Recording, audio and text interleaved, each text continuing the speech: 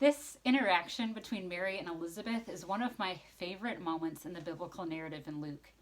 Because what happens here is that Mary, who must have been full of fear and trepidation, comes to Elizabeth's home to confirm what the angel Gabriel had said, that her cousin Elizabeth, even in her old age, was pregnant. And Mary was the younger one. She was the uncertain one. She may have been very, very uncertain of her ability to fulfill this call God had placed in her life. But she shows up to Elizabeth's door, and Elizabeth, before even anything else happens, says, "Oh my goodness, look at what the Lord is doing in you. Who am I that the mother of my Lord should come to me?" She's filled with awe, and she prophetically sees something in Mary that no one else can see. And she calls it forth. She says, "Mary, I see what God is doing in you, and it's beautiful." And because she confirms this call, something within Mary stirs within and calls her true self to arise and sing one of the greatest songs in all of Scripture, which is the Magnificat.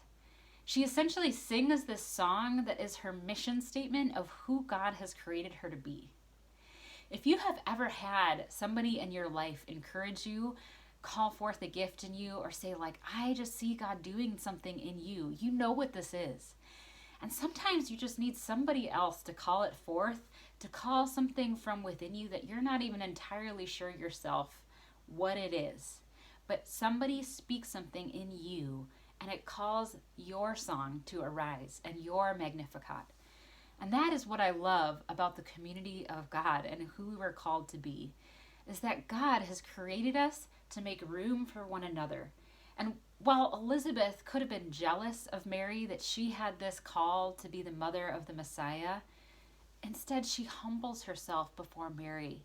She doesn't get jealous, but she makes room for her and calls this thing to arise from within her. And she makes space for her in community and empathy in what she's going through. And so that is my encouragement for us this week, is to reach out like Elizabeth to somebody and to encourage them with what we have seen them do, see God do in them, and to call forth their gifts and to call forth what we see God doing in their midst.